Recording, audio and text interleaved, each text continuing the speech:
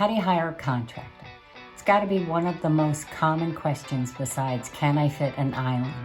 Well, I've got 30 plus years experience hiring and firing and instructing clients on how to do just that. And I did exactly the opposite. I hired 2 guys. I met about 15 minutes before, gave them a sack of cash and the keys to my house, and I got on a plane. And I said, I'll see you in a few weeks. So let's see how that's gonna work out. As I was pulling my bag through the airport, I started to panic and think about everything that could go wrong. Did I do the right thing? Did I hire the right guys? Am I gonna come home and my house is not done? What if they strip my house of copper for crack and... My head's about to explode. My whole life sucks. I don't know what I'm doing. I don't know where I'm going. My dad just died. We just killed Bambi. I'm stuck. Hiring a contractor is a big deal because it's personal. It's your house. They're in your home with your kids, with your family, with your dog. You want to know that you made the right decision, and you can never know for sure. And that's what drives us all bonkers. But there's things that you can do. There's a leap of faith that you have to take when you hire a contractor, when you do anything. So if you can do as much homework beforehand, you can give yourself a little peace of mind. Now, when I hired these 2 guys in my driveway, it didn't appear like I did my homework, but I actually had been doing things behind the scenes. I knew some things about these guys. I've got a checklist that I give to my clients that you can download. It's in the comments below. It goes through all of the things that you really need to know about your contractor, details that you have to have. I was initially hiring these guys for a gut of an apartment, and it had been occupied, so I hadn't been in it until we closed, and our closing was delayed, and I finally got the keys and we got in there, and I saw disgusting.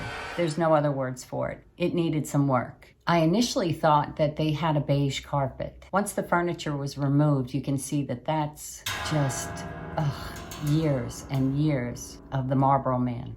I cast no judgment, but I have to tell you, I regret every cigarette I ever smoked. Disgusting. Now, I was hiring my flip-flop contractors for the initial gutting of this pool house, and it was a smaller job that didn't require a lot of measurements and finished carpentry. So it's a good practice. See if you like me, see if I like you, see how you work. Now, don't be mistaken about a demo or a gut job. It is not a grunt job. You need brains on this because more damage is done during demolition than it is during renovation. To know what lines to cut and what lines not to cut, what pipes to smash and cut away and what to leave behind. Cutting of this space is a great way to test out our relationship because I get to see how they work. I see what time they show up, what time they leave. Do they leave it clean? Do they respect my neighbors? Do a good job? Do they communicate well with me? It's a test for the bigger project to come. And so far, thumbs up. When you're building or renovating, sometimes you don't have the opportunity to have a test run with a contractor or develop a relationship before you jump right in and they're building a $500,000 house. You want to do your homework. There's 3 things you really want to think about. One is the contractor, their work, and the third is you. The first 2 parts I got you covered. In the comments, there's a checklist that has all the questions that you should ask a contractor. You should. The important business-like ones. What's the payment schedule? What's the change order? Who do I contact? Who are the subs? Print one out for every contractor that you interview. It keeps you focused because I will tell you, having gone through hundreds of meetings and interviews with contractors, they rarely go as planned. So this will bring your focus back to what you need. And within that is another link for how to interview the contractor's references. So when the contractor says, oh, hey, go see my house over here, you know what to go ask when you go look at that. When I go see a house, the first thing I'm doing is rolling around on the floor with the dog or saying how cute the kids are or looking at the view. I'm not focusing on the questions that I need to get asked. So these checklists will bring you back while you're looking around at all the fancy finishes.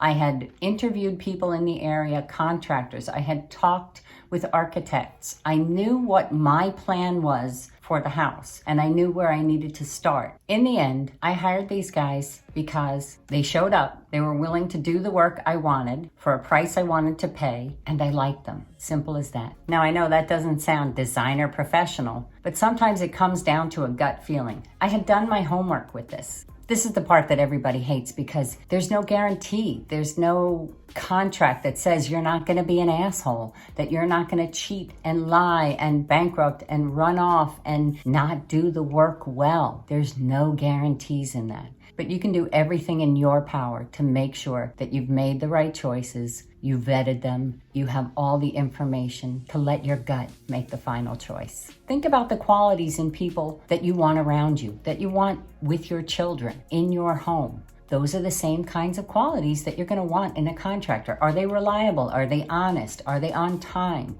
I knew some things about these guys. I knew they were local. So I knew that they didn't want to see a dissatisfied customer at Joe's getting an egg sandwich and bitching about the crappy job they did. I knew that they showed up. I knew that they returned my text. I spoke with one of their other customers with.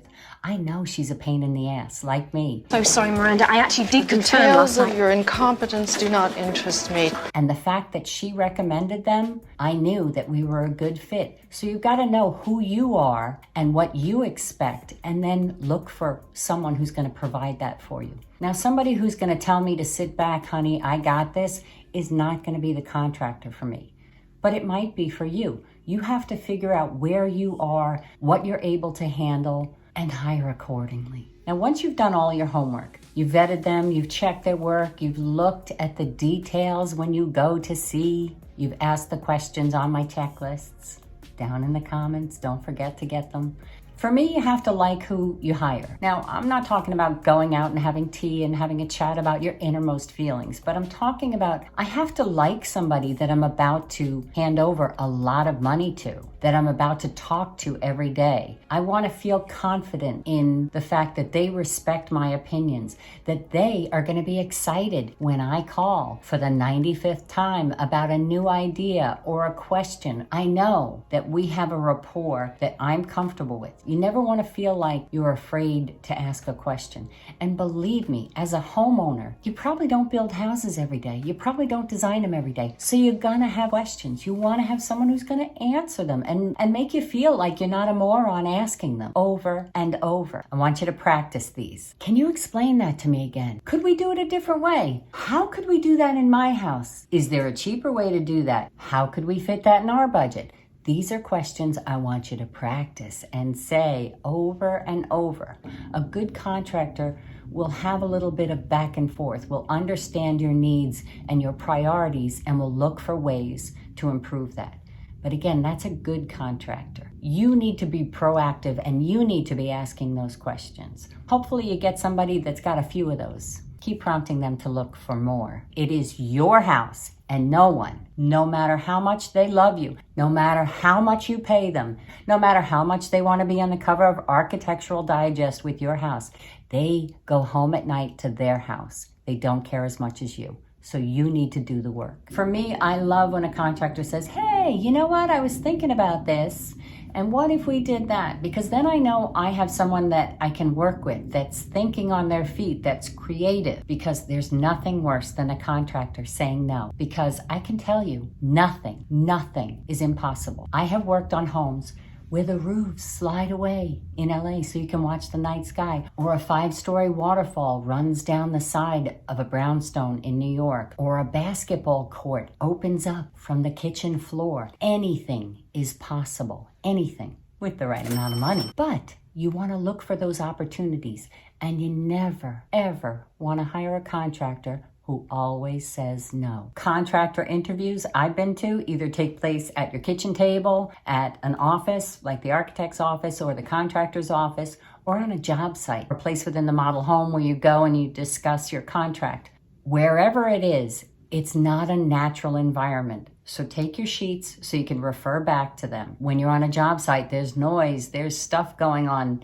And once you start talking about your dream house, all the other important questions may go out of your head. I know it does for me. So the sheets are great to bring your focus back to the things that you need to know. And it will also prompt conversation so that you get to know the contractor, because this is somebody who is going to be in your life for quite a while, hopefully shorter than longer. Do you have the equipment, the manpower, the ability, the time, and the desire to do my job? After that, it's a beauty pageant, and I hope they can sing. One thing our society needs. World peace. World peace. World peace. Harsher punishment for parole violators, Stan. Bonus tip for those of you buying from a spec developer. Do not ever sign a contract in a showroom. If you sign at home, it gives you the option to cancel 30 days without any consequences. In the showroom, you're committed. You have to check your state and local laws, but take it home anyway. Have a lawyer look at it. It's a contract. You need to have somebody on your side making sure that all the details are in there. If you want to see how it goes with flip-flops, subscribe and stay tuned.